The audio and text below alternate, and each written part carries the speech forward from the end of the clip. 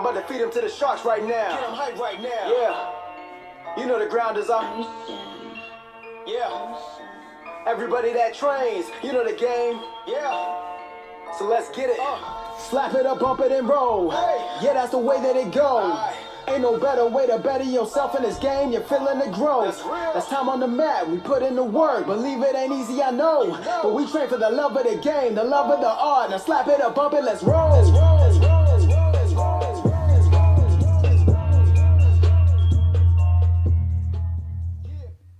Welcome to episode 28 of the BJJ Campaign Podcast. My name is Jeff Boone. I'm an A3, blue belt, 2 stripes. This is Phil Coors, A2, blue belt, 1 stripe. So Philly, today we're going to be talking about the promotions, not just our promotions, but promotions of our friends across the country. I'm going to start out with a story from a guy. I told him he would be anonymous. So we're just going to say his name rhymes with Schmug Schmluter. Okay, so Could be anybody. it could be anybody. Yeah. So Schmug, he goes to his promotions, and what do you think? What do you think happens? What do you think he forgets? His gi. Nope, doesn't forget his gi. You got that. Yes, got his gi. What's most important to bring? I would say just about every time, not just time of promotions.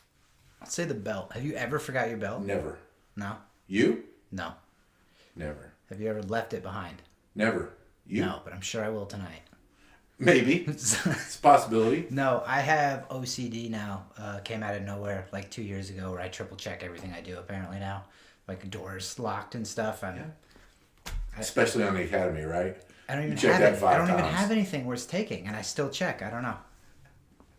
Yeah, and just, the reason I think that we're paranoid about leaving our belt, and the reason that I put my belt in my gear bag the very first thing every time whenever I'm done, is because at our academy, if you leave your belt, it ends up in the rafters, and you have to be embarrassed by the picture that goes on Facebook of your belt in the rafters,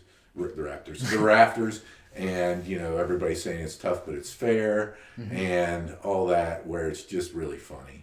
Has anybody ever forgotten it twice? Yeah. Andy Phil Yeah. forgot his twice in 2 weeks. Really? Yeah. That sucks. Just happened. Yeah. Oh well. Yeah. And it's a brand new purple belt, too. Do they have a rope over there? No, I don't know how. The last time I saw it, they were getting on people's. Like a broom and stuff. Yeah, there was. Yeah, and whoever does it wraps it around and ties it in a knot and everything. Theirs is much more cruel than ours. Ours, we just put it by a rope that you can actually climb and do it. So Schmug. Yep. Forgot his belt on the day of promotions. He got his blue belt not too long ago, so you didn't figure it was going to be too much of a problem. And unlike our academy, where if you forget your belt, you get to wear the 20-stripe pink belt. Yeah. Their academy, they actually give you a loaner belt. Well, the only loaner blue belt they had was an A5, and Doug is an A3. Who?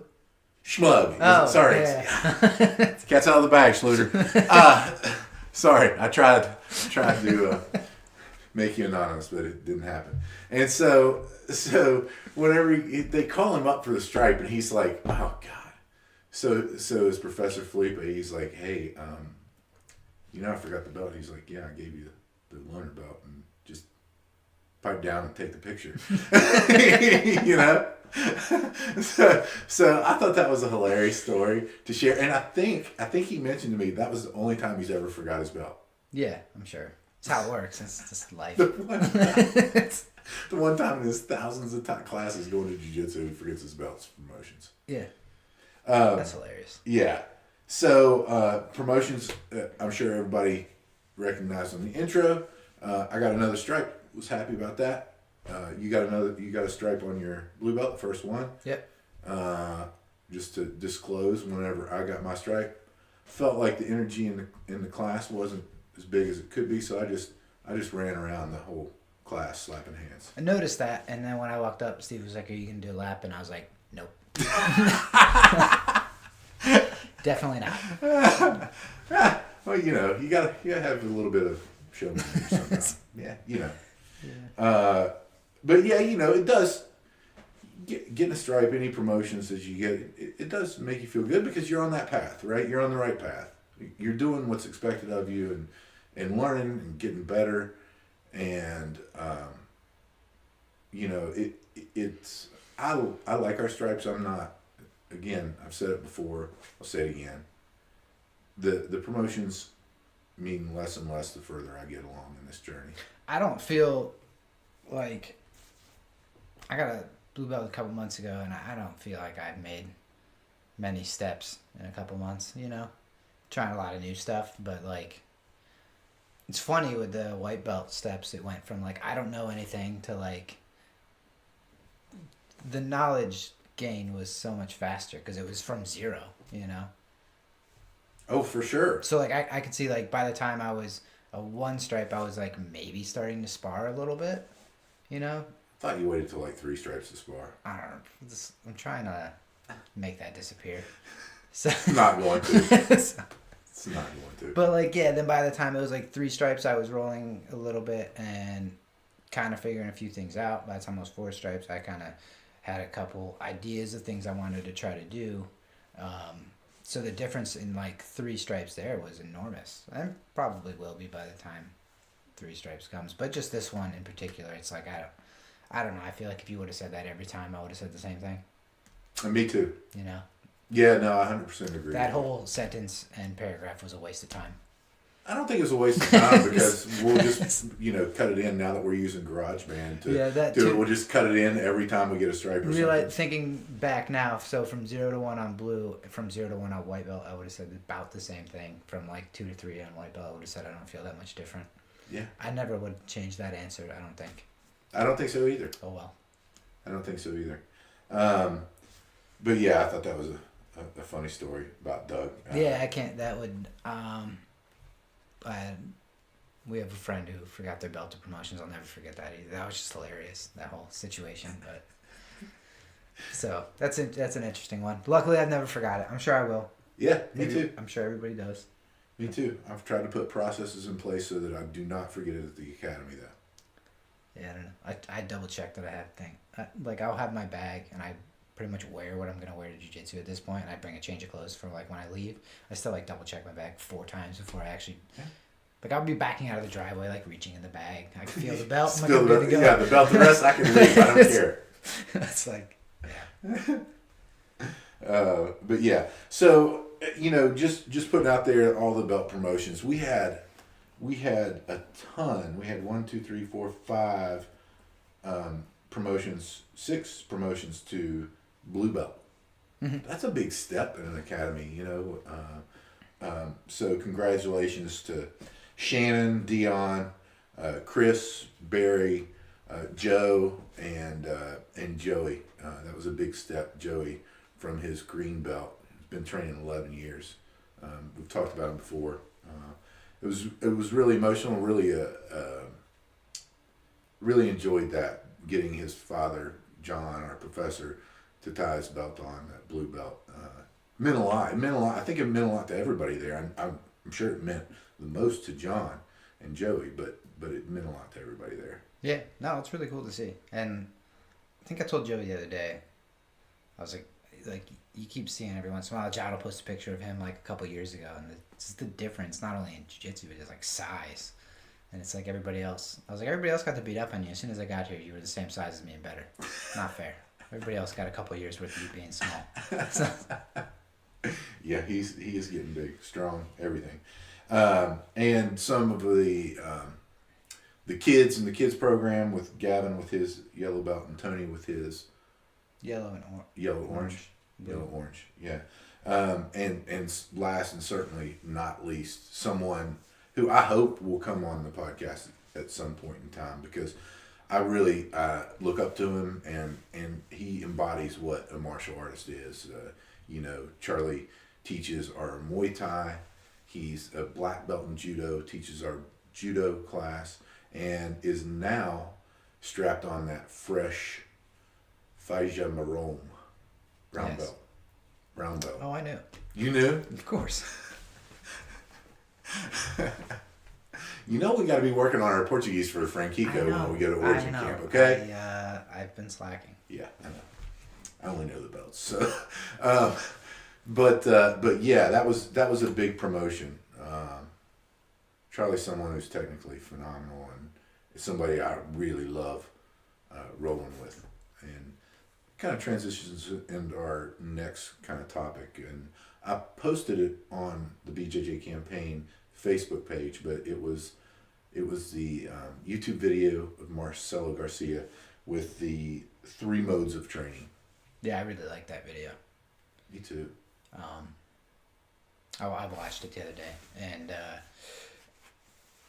it's a couple different like takeaways and stuff. I really like because I get into that. I've been doing a lot better. I think the last 2 weeks since we took a lesson with John on some daily HEVA entries and stuff, and that's pretty much as far as I've gotten. But it's enough that it got me out of the constant closed guard syndrome I was having, where I just wouldn't open it. No matter how many weeks in a row I sat here and said I need to just stop doing it or just try a sweep or something. So I've finally been able to kind of open up a little bit to the point where I'm forcing myself to do it almost every time, and not be that conservative. But he goes over the different, a couple of different styles of training, and he demonstrates each one for like a minute and a half or 2 minute round or something. And he does a conservative style, and then he does a extremely risky, sloppy, overly aggressive, whatever word you want to say, style. And then he does one that kind of balances the two, where he's attacking and taking some risks, but he's not being so overly aggressive that he's leaving himself open to lose entire positions and things like that. Yeah, and I think, and I may be wrong here, and I'm sure the listeners will correct me if I am, but I think that was Gianni Grippo, who's unbelievable. Yeah. Jiu-Jitsu, who he was going up against. And yeah, I mean, you summed it up very well. And what I liked about what Marcelo said at the very beginning of that was that in training, it's not competition. Therefore, you should be playing risk all the time, right? And I think he meant, in the context of it, I think that he meant you should be playing risk all the time to where you're putting yourself in those positions to A, defend, and also B, submit. But then he went on later to say that you also have to practice when you're going to take the risk, like he did in that third roll, so that you know in a competition what it is. And even if it's not a competition, just simply getting better at jiu-jitsu. Yeah. I just thought it was really cool, because that's something even as aware of it as I am, and I have been. Like, I have proof of myself saying these things, and I'm still going to class and not doing them. I'm saying every week I need to work on sweeps and figure out an open guard for 2 months, and I'm going to class, and as soon as I start rolling, my guard's closed, and I'm trying to get a triangle or a cross choke. It's like, so, that's with me constantly being like criticizing what I'm doing after class, like looking back and thinking about what I should have done. Maybe not each individual role, but just as an overall theme or concept or whatever, or attempted to do, So I think it's definitely good to be aware of it, because even in my case, knowing it, I'm still not, opening up. And that's not necessarily risks like I'm trying to do my cool, sweet cartwheel guard pass, which I'm proficient at. Super good at that. Seems kind of risky. Really good at that. I'm very proficient at that now. So, like, I that almost seems got risky. that on legs the other night, and by almost, I mean not at all. Yeah. We're about the same level of proficiency. So, I'm shockingly good at cartwheels, though. I found them pretty easy to do. I was kind of surprised. I'm not bad myself. Like, when we were doing the warm-ups, I think the judo class was like the first time I had done a cartwheel in like 20 years or something. And Sure. I was like, I can do these. I'd be worried if it wasn't the first time that you did them in 20 years. Yeah, I mean, do them all Just the time. practice your cartwheels. Just get in the mail. So just like skipping when we do that in warm-ups. Get water after class. You can stop skipping. But yeah, so like the cartwheel one obviously is like a risky technique, you know. But I mean, I look at it more just in my overall rolling, where it's, you know, like I won't even want to open the guard, and that's being hyper conservative all the time as far as I'm concerned. Where I should, if I don't ever start doing it, and I say it all the time, but if I don't ever start doing it, I'm never gonna figure it out, you know. And I finally the last couple weeks started forcing myself to do it, and of course I'm having fun with it, same as everything else. Not only will you not get a better open guard, but you also won't get better at guard recovery. Yeah, It will impede your progress in guard recovery, right? Because when you're opening your guard, inherently you've got more risk of being passed, right? Mm-hmm. But I'm going to go back and I'm going to play devil's advocate to what you were talking about, you know, getting upset with yourself or saying to yourself that you needed to open up. I feel like that time that you spent in closed guard was time well spent, because I feel like I don't spend enough time in closed guard. I'd rather open up immediately and work from that. Whereas my closed guard game is not as refined as what yours is. And I think it's just that working on that. And that's something I am going to work on. Mm-hmm. But working on that, I think working on that really helped your jiu-jitsu. I think that you having those closed guard attacks, especially you being one of the smaller people, it's important for you to have the closed guard attacks, right? I mean, to threaten so that you don't get passed, your guard doesn't get broken, those sort of things. So I think while I agree, yeah, work that open guard. I think that was time well spent for you in the closed guard. Yeah, I don't really think there's a way doing like training jiu-jitsu that you could necessarily waste your time. I feel like you're always learning stuff. For me, like personal growth wise, when you kind of know you have nothing, you know, like I know I don't have sweeps. I know I don't have a lot of options from the top because I don't fight for it, number one. And I don't, that's mainly it. You know, even when I get there, I don't have a lot of options because I don't fight to get there in the first place. I will accept being on the bottom in the closed guard willingly most times. And it's just the past 3 months or whatever is when I started, might be longer than that, I don't know. But like the last couple of months, I remember Dan talking to me one day, I think maybe around Thanksgiving, which is way longer than 3 months ago now. I was told, you need to get on top. And I was like, yeah, I think you're right. Yeah. Jiu-jitsu is hard. Yes. That it is. That it is. But I think obviously the reason I have liked the open guard idea is it keeps people away from you. Easier sweeps. It's easier for me to essentially like trip somebody or take their whole balance away when they're standing than it is for me to flower sweep somebody when they can post their hand, because I'm not good at it. Mm-hmm. Yeah, no, I totally agree.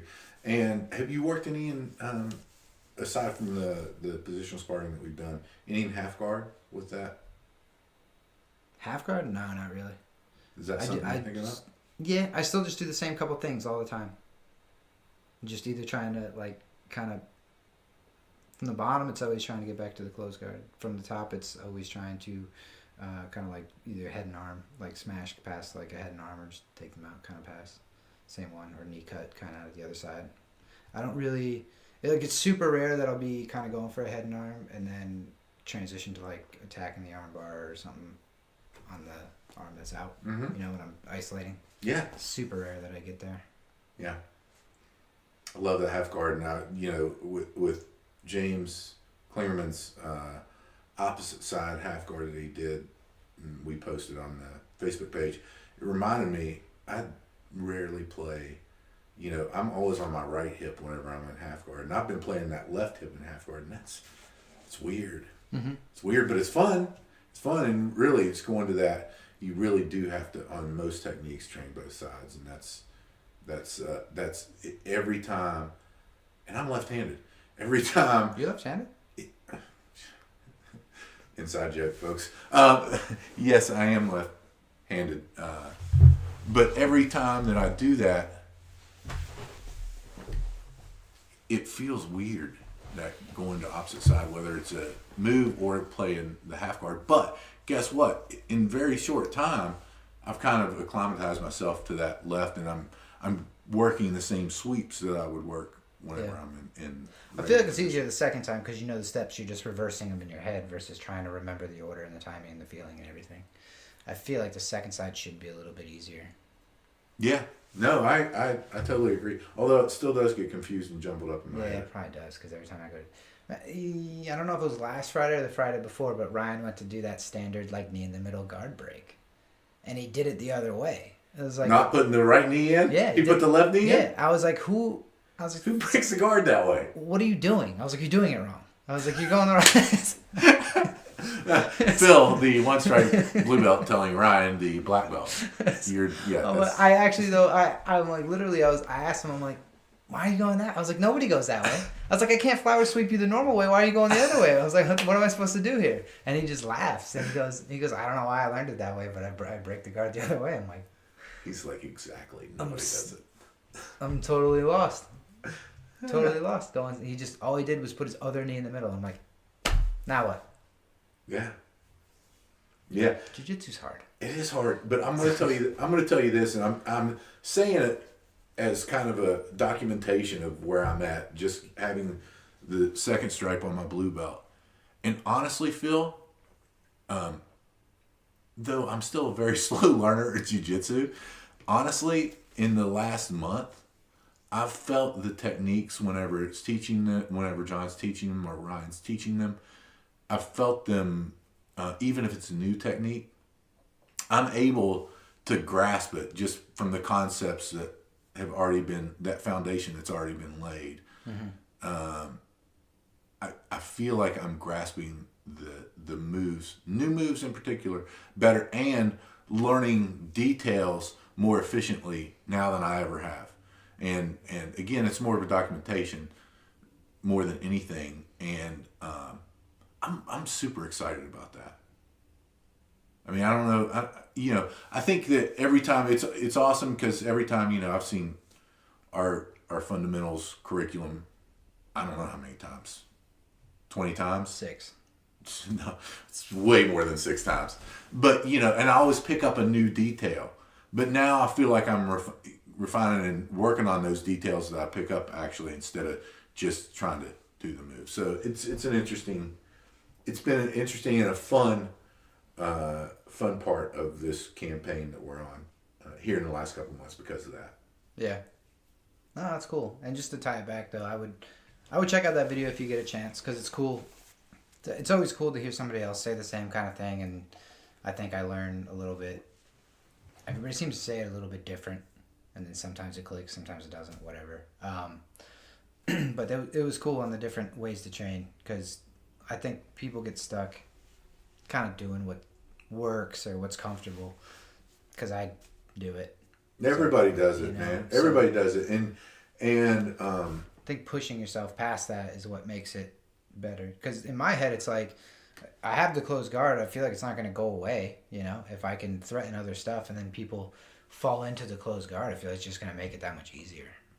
And, I'll give an example, and I didn't do this for the longest time, but I'll give an example of, especially those that you train that are either better than you or of the same level than you. Before, I would do everything I could to retain guard, right? I mean, that's what I would do. And then, especially if it's a 5-minute round, when they passed guard, it was 3.5 minutes into the round. We weren't getting in many positions other than closed guard, which, in my opinion, is a useless role if that's the way you do it. And I'm not saying that I'm letting people pass my guard because I'm not. I'm just not trying. I'm trying more things that give them the opportunity to pass the guard, but also give me the opportunity to get more sweeps or to get more submission attempts or things of that nature.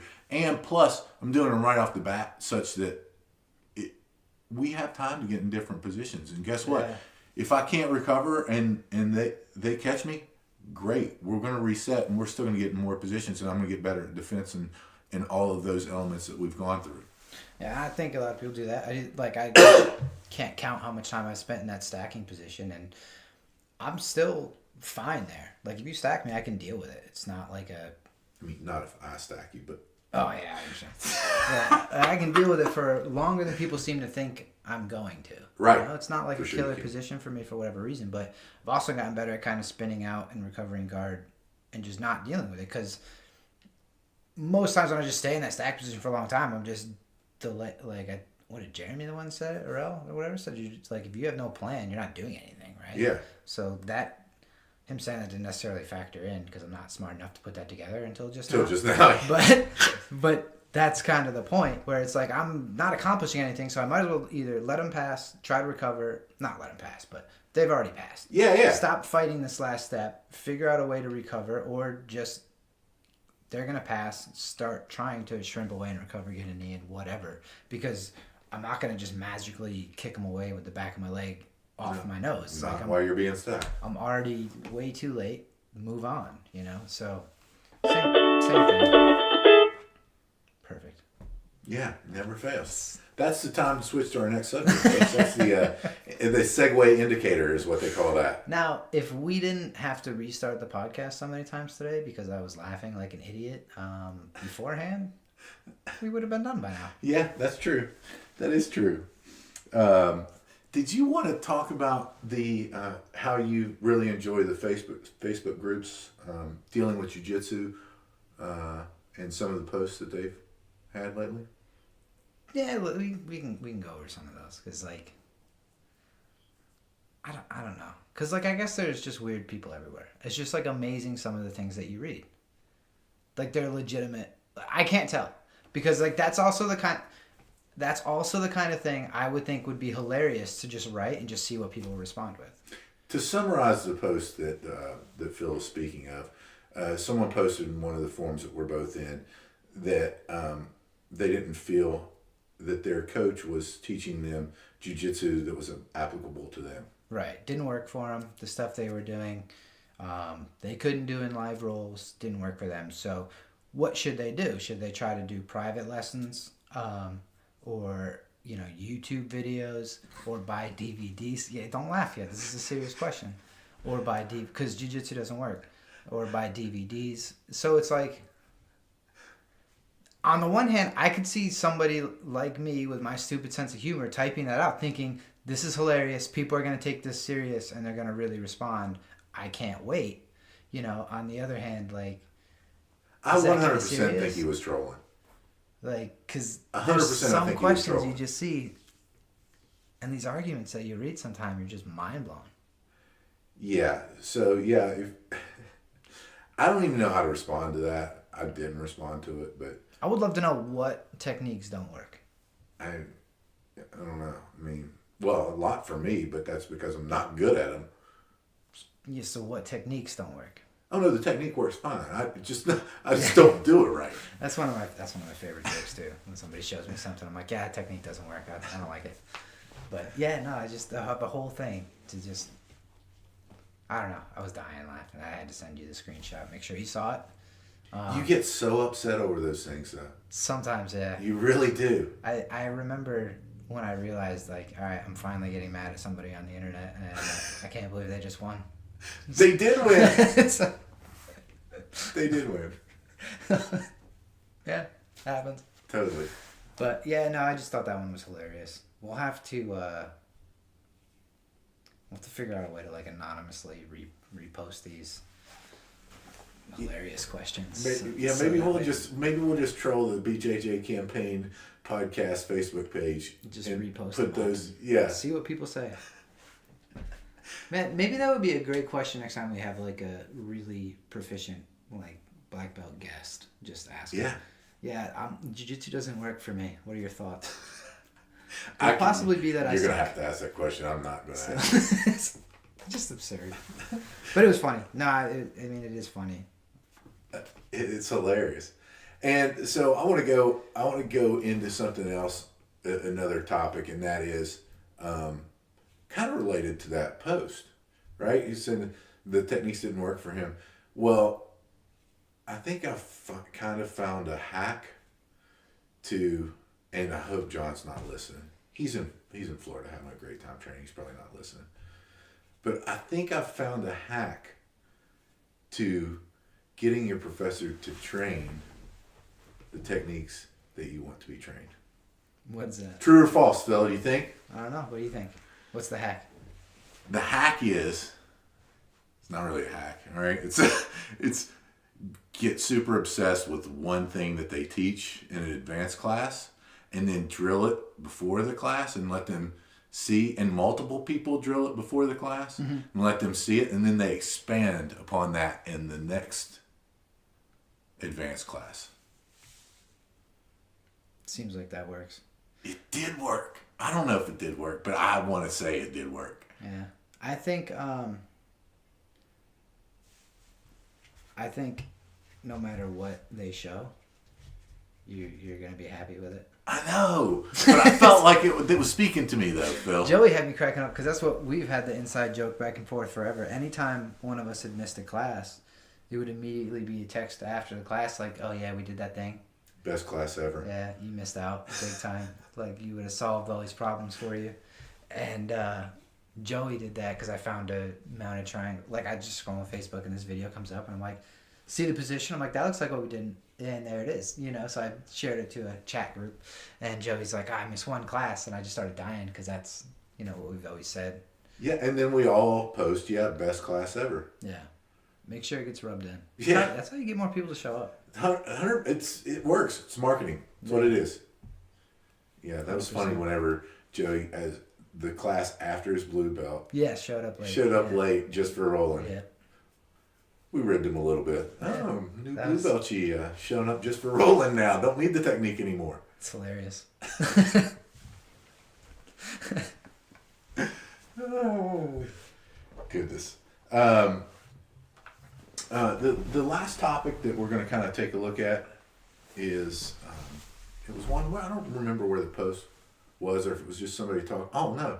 Somebody just chatting about things conditioning-wise that you can do outside of Jiu-Jitsu to have better conditioning with Jiu-Jitsu. Yeah. What's your thoughts? I think like running, I would assume. Running and the other stuff. What is that other stuff? The HIIT workout stuff? I would assume those would be the big ones. I've heard that. I've heard swimming. Swimming would make sense. Yeah, I've heard swimming. The biggest response to that, whenever that gets posted anywhere, is to do more jiu-jitsu. Yeah. To do longer rounds. I would say that's the best cardio you could do for it. However, if you weren't able to get there, if you're just, there's just no way you're going to be able to train more than twice a week, I would assume the other things, anything that helps for anything else, I would assume is going to help. I think any interval training, so anytime you get your heart rate up, just like jiu-jitsu, right? Yeah. Anytime that you do those bursts, maybe it's mountain biking where you're going up and down hills and really doing that intervals type training where you get your heart rate up and then let it go back down, get your heart rate up, let it go back down.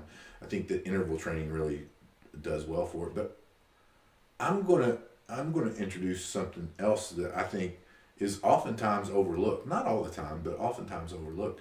And that is what helped me kind of come to this realization was John, whenever he told me to breathe. That's what got me to this realization. But also doing the Wim Hof breathing method, Iceman, and also taking yoga. When you're rolling? No. Outside. This is outside of jiu-jitsu, Phil. Jesus Christ. Can you do it right now? No, I'm not doing the ladies and gentlemen, look up Iceman Wim Hof breathing method, for God's sakes. I would love to see you defending a triangle. I can't believe you just brought this up. Oh, I did, Phil. I did, and I'm serious about it. So, if you would, please stop laughing. Dude, oh man. Get the microphone, would you? No, I think that outside, I think it's really important to have control of your breathing. And I think there's a lot of things that teach you that control of your breath, whether it's meditation, whether it's yoga, hot yoga or the Wim Hof breathing method. I think that a lot of people that don't have the control of that breath, I think it really rears its head in feeling like you're not conditioned. Did you see Jeremy's video with his like Ask Professor about the video about the guy who goes too hard? What he told him to do? I can't remember if I did. So he had the guy, the question was, I go too hard during rolls or whatever, how do I address that? People have told me I'm a spaz kind of thing, but I think it applies to the breathing too, because I think this all translates. He had the guy he was only allowed to breathe out of his nose. Yeah. So that's going to slow him down dramatically. There's a third thing I'm going to forget, but the second thing he had him do was say the technique out loud before he did it. So that did two things for him, I guess, which was number one, made him actually think and do something he knows. And again, going back to, I'll never forget him saying, like, where in your mind map is that? Right? I'll never forget that. So it allowed him to think and told him basically what's going through his head as he rolls. He sees that as a acceptable next technique for the situation, so it kind of feeds back to him of how he's thinking and what he thinks is good, which then allows him to go back and say, when you're here, you can probably look to do this instead, or why do you think that's a good idea? And, but that slowed the guy down enough and got some information back and forth. I thought that was a neat thing. We've done similar stuff with, John does a drill, Jiu-Jitsu chess, where there's no resistance, and you kind of go back and forth, and each person does a move technique. So that's a similar idea. You're not saying it out loud, but you're just doing it. I think maybe combining the two would be interesting exercise. I totally agree. I think that's one of the big things too in controlling your breath and that sort of thing, is that you actually have a plan of what to do from those positions. And that mind map, as Jeremy Arell alluded to. So I think the breathing out of the nose would be, obviously, if you might freak some people out if you were just like, scissor sweep. Like, that would be kind of weird. I get why you might not want to do that if you're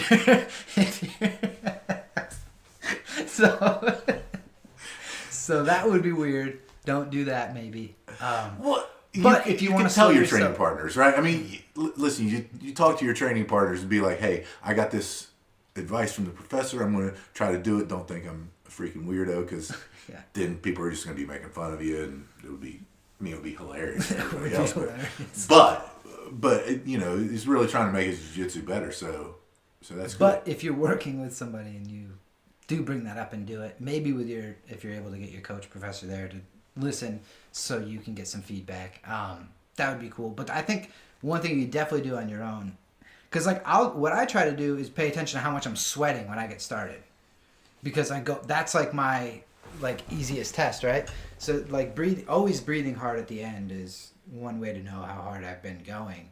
But if I can get through the first roll without breaking like a major sweat, I'm usually pretty happy with that, no matter who it is. Mm-hmm. Because it's like that just kind of shows me control level or whatever.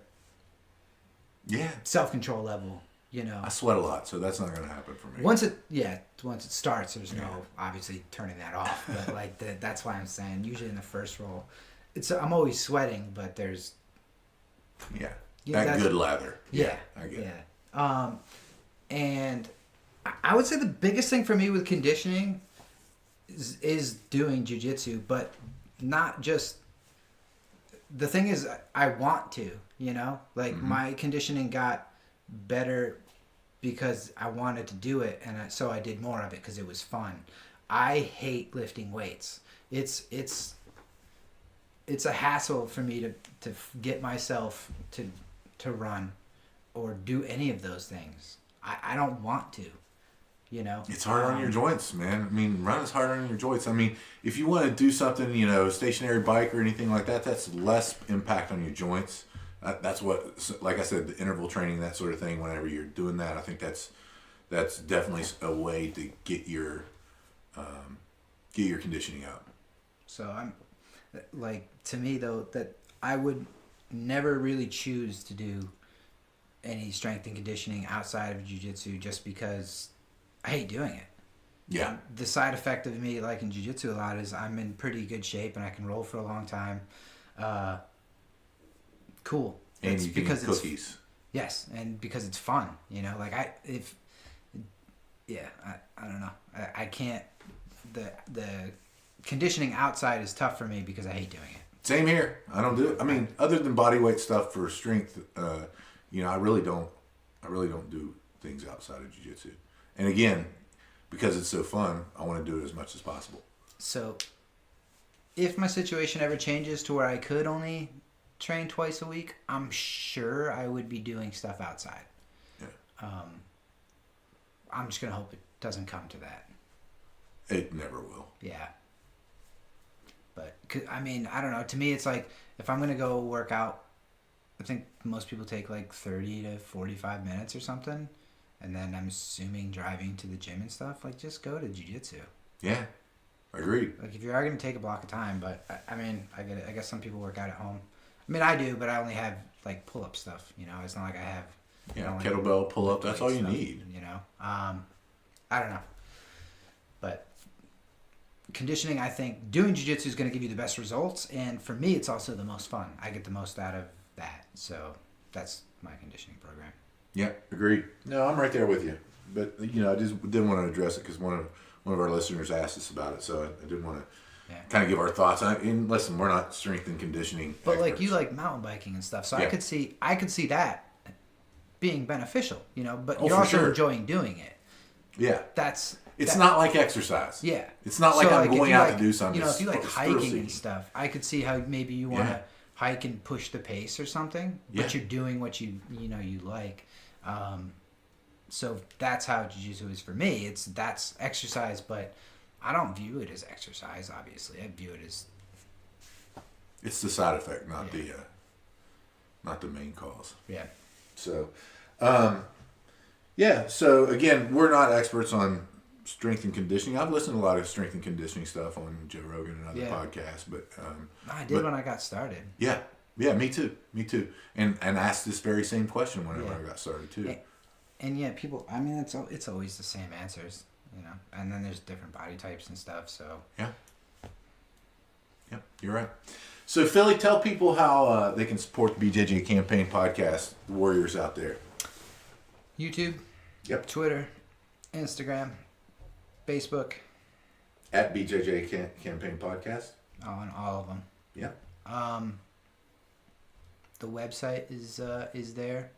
Buy a shirt. Get one of those sweet BJJ Campaign Podcast shirt. I think we have a couple left. Yeah. Going fast, folks. What was I gonna say? We're gonna talk about like recovery stuff again soon, but we'll have the CBD stuff on there that you can get. Yep. One of our newer sponsors to the program, Green Compass, CBD oil. They have oils, creams, all organically raised, tested, all right here in North Carolina. So very excited about that. And the YouTube stuff will be slowly improving as we improve some other stuff here. So clips and things like that. I'd like to get the instructional of Jeff doing the Wim Hof method to get out of bottom side control. So maybe I will do that. Also, folks, if you like us and you do jiu-jitsu, you probably have friends that do jiu-jitsu. Heck, you may be like Phil and his only friends do jiu-jitsu. 100%. Best kind to have. Do jiu-jitsu. And if that's the case, let them know about the podcast. Maybe they can find some benefit out of it as well. Leave a review, anything like that. Also for females and stuff, just another shout out for AJ's podcast. Yeah. I'm caught up on that. I just listened to 2 of them yesterday again. Yeah. She's got 4 now, her and Jim? 5. 5 now? Yeah, they've done the first one. They did a self-defense one. They did a competition one. They did the women's camp. And that's 4. Yeah, she's got 150 people, I think, signed up for I thought it was 4, but Maybe it's 4. 150 people signed up. 150 women signed up Yeah. for her camp, which is incredible. Yeah. So, and everything's through the female perspective because I figured they'd have some different stuff. So they bring up a couple different things that are different if you're a female. So check that out for sure. Especially, and if you know somebody, let them know. AJ's podcast is Beauty and the Gi. Yep. On iTunes and all the same places. AJ Klingerman and Jen Eads. So yeah, great podcast. Shout out to them. But folks, if you're out there trying to get better, do something to get better every day. We try to. We choose Jiu-Jitsu. We hope you do too. I'm about to feed him to the sharks right Get now. him hype right now. Yeah. You know the ground is up. Yeah. Everybody that trains, you know the game. Yeah. So let's get it. Slap it up, bump it, and roll. Hey. Yeah, that's the way that it goes. Aye. Ain't no better way to better yourself in this game. You're feeling the growth. That's real. That's time on the mat. We put in the work. Believe it ain't easy, I know. But we train for the love of the game, the love of the art. Now slap it up, bump it, let's roll. Let's roll.